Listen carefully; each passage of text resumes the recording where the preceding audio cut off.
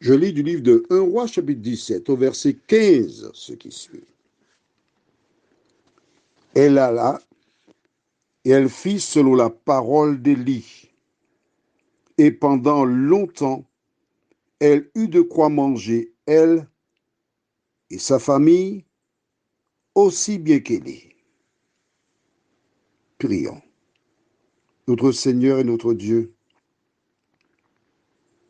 quelle bonne nouvelle. Merci pour ta parole qui nous enrichit. Tandis que nous allons la décortiquer, que le Saint-Esprit continue de nous éclairer. Au nom de Jésus. Amen. Qu'avait dit Élie à la femme? Je lis le verset 14. Car ainsi parle l'Éternel, le Dieu d'Israël. La farine qui est dans le pot ne manquera point, et l'huile qui est dans la cruche ne diminuera point, jusqu'au jour où l'Éternel fera tomber de la pluie sur la face du sol. Tout ce qui avait été dit. Il fallait croire. Cette femme qui voyait Élie pour la première fois, qui ne le connaissait pas, qui ne savait rien de lui,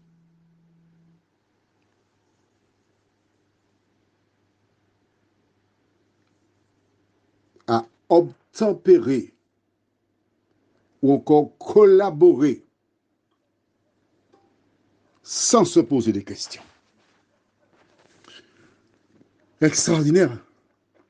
Alors certains diront, bon, elle allait mourir, donc elle a pris une chance, hein? C'était une chance. Ou elle n'avait pas le choix. On entendra toute espèce de remarques. Mais ce que je voudrais que tu réalises, elle a eu confiance en un homme qu'elle ne connaissait pas.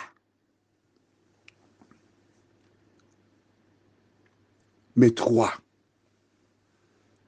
celui qui t'a donné la vie, Dieu le Créateur, qui te parle à travers sa parole, la Bible, pourquoi doutes-tu de lui?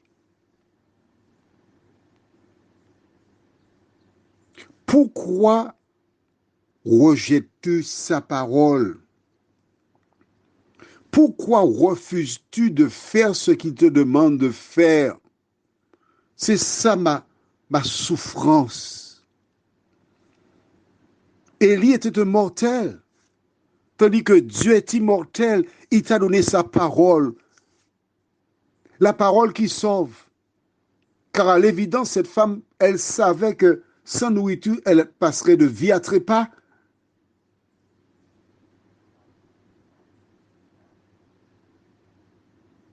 Mais sans Jésus, toi aussi, tu passeras de vie à trépas.